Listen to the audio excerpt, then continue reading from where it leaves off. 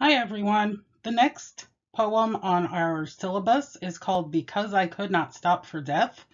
The author is Emily Dickinson, and I forgot, to put the date of publication, but it is actually 1890 after her death.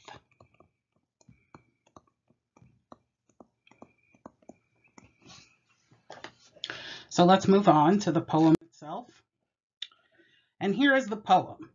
Because I could not stop for death, he kindly stopped for me. The carriage held but just ourselves and immortality. We slowly drove, he knew no haste, and I had put away my labor and my leisure too, for his civility. We passed the school where children strove at recess in the ring. We passed the fields of gazing grain. We passed the setting sun. Or rather, he passed us. The dews drew quivering and chill, for only gossamer my gown, my tippet only tulle. We paused before a house that seemed a swelling of the ground. The roof was scarcely visible, the cornice in the ground. Since then, 'tis centuries, and yet feels shorter than the day I first surmised the horses' heads were toward eternity. So here's a little bit of biography, and then the speaker and the situation. And there's really the only known photo of Emily Dickinson. She lived in the mid 1800s. She was a reclusive person, although she was active through letters with friends and relatives. She was private. She lived into her 50s, but she almost never left her house in the final 20 years of her life, which was pretty uncommon back then. She only published a few poems in her lifetime, although her editors and others knew her genius.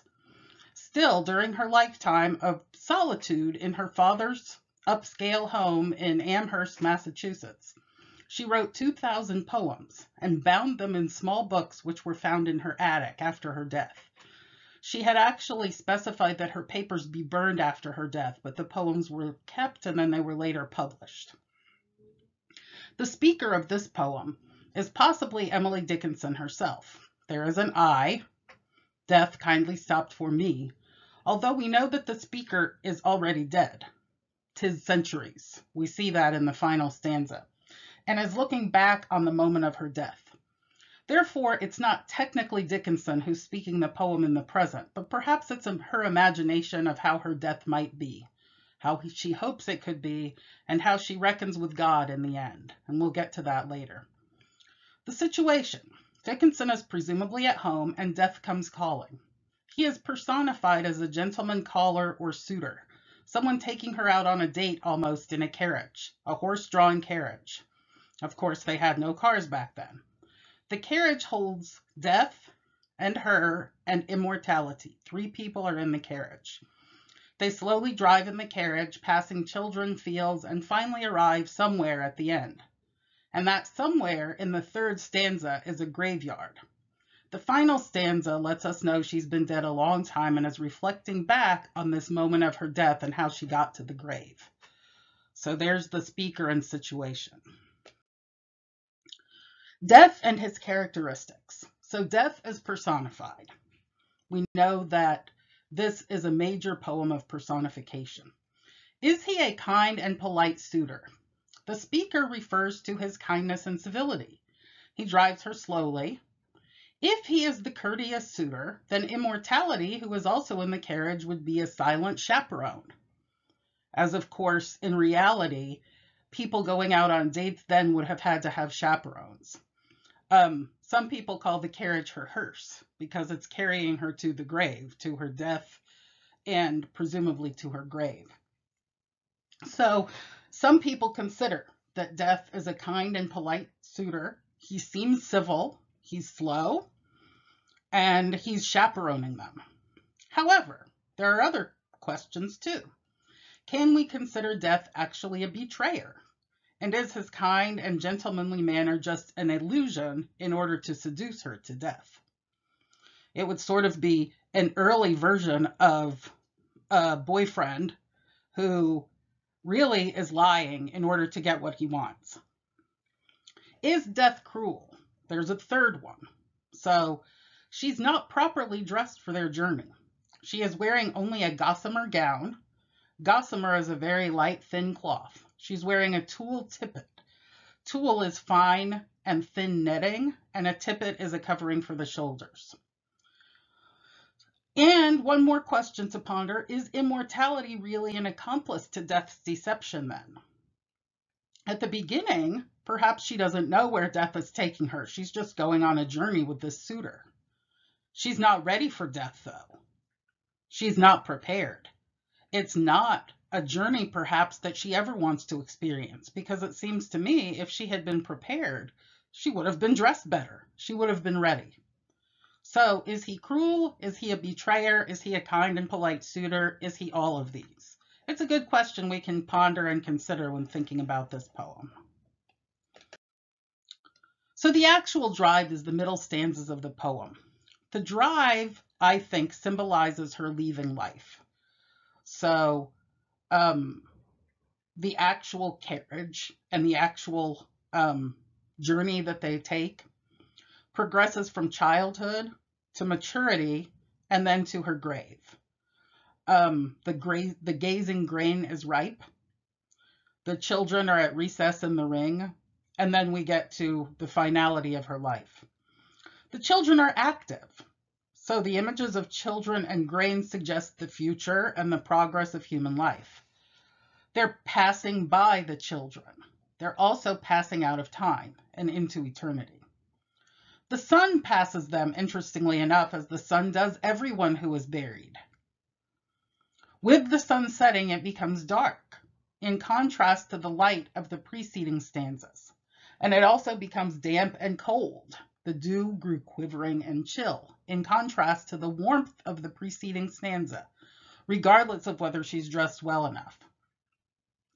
Also, the activity of stanza 3 contrasts with the inactivity of the speaker in stanzas 4 and 5. They pause at the grave, which is described as a house. Perhaps describing it as a house suggests that this is where she will live forever. So saying that it's coming out, it's a swelling of the ground with cornice, that's kind of either the grave itself or the gravestone. So people have interpreted it both ways at that moment in the poem. So we have this progression of life as the carriage takes her on her journey with a cruel, kind, civil betrayer, any one of these, toward her death. So the final stanza, we have immortality and we have eternity. And I want to talk about the difference between those. The speaker in that final stanza has moved into death. So the language becomes abstract. It's no longer straightforward. It's no longer getting into a carriage and passing by children and fields and finally coming to a graveyard. The speaker only guesses toward the end. She surmised that they are heading for eternity. And what I interpret this to mean is she has experienced life, but what does she specifically know about being dead? No one knows. Everyone can just imagine what their death moment will be like and what it'll be like being dead. What is the meaning of mentioning both immortality and eternity at all, if it is a poem only about one's march toward death? And that's why a lot of people see Emily Dickinson, if you read some of her other 2,000 poems, as a Christian poet, because many of those poems, not all of them, for sure, because she's also a nature poet, but many of them deal with spirituality. And both of the words, immortality and eternity, suggest a higher power or spirituality. When you say those two words, those things come to mind. But we have to remember that they don't mean exactly the same thing. Eternity just means forever. But the word immortality means that one lives forever. Something immortal never dies. Eternity is infinity. Let's think about this and sort of unpack this, because that's what's very intriguing about Emily Dickinson's poems. They're kind of like little puzzles that you need to unpack because each word is so carefully chosen. Of course, that is so in every poem, but in these short, small poems in particular of Dickinson, we look at how she uses these abstract concepts. Immortality is silent. Immortality never speaks in the carriage. whether immortality is there just to accompany Dickinson or as a chaperone. Eternity is a surprise to her at the end. So, here's a question I think. Does immortality exit the carriage with her? We never know. And that, to me, is a question that suggests her battling in her own self biographically with Christianity, because she did. She was raised Christian. She was raised by a prominent Christian pastor. And yet she battled with Christianity as a secular woman who believed in a very different way. If immortality stays in the carriage, if the carriage drops her off at the graveyard and then just leaves, then there is no life after death, right? She gets out into eternity without immortality. However, if immortality has left the carriage with her into her grave, then there is life after death. So I think of that immortality being the passenger in the carriage as something very important that's often overlooked. Kind of like in The Road Not Taken, the different interpretation that's often overlooked. What's also overlooked sometimes are those horses' heads at the end. The horses' heads that are pointed toward eternity.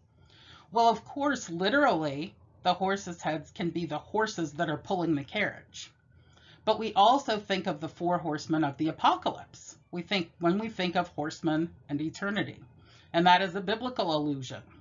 We've had several texts this semester with biblical allusions because they are so prominent in literature. So anyway, does immortality stay in the carriage? Does immortality leave? Regardless, she's looking back at her moment of death.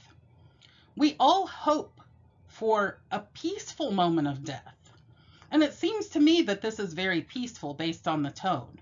I don't see anything violent about her death this way, but whether or not there is a God who allows her to be immortal into foreverness or into infinity, we don't know. That's how I interpret the poem. I do have one final slide. With technique and sounds. She's a very sharp and technical poet. I've already talked about that. Her poems are always quite short with short stanzas. They are rhymed. This poem is an A, B, C, B, D, E, F, E rhyme scheme, but with lots of slant rhyme. So for example, she rhymes away and civility, ring and sun, chill and tool, day and eternity. These slant rhymes are meaningful, of course. They make sense when we look at them together. Death is taking her away from civilization, even though he is being civil. Wearing only tool gives you a chill, etc. Day is just one period of time. Eternity is forever. So you may not consider or call this a rhyming poem because there's so little rhyme, but it is a very rhythmic poem. There are beats per line that we can really count. So finally, as you reread the poem, you can find examples of alliteration, imagery, anaphora, repetition, consonants, etc. Things that we've talked about in other poems, personification, of course, and metaphor and symbol are the main things that we see in this poem. So anyway, that is Because I Could Not Stop for Death by Emily Dickinson. And we'll see you later. Bye-bye.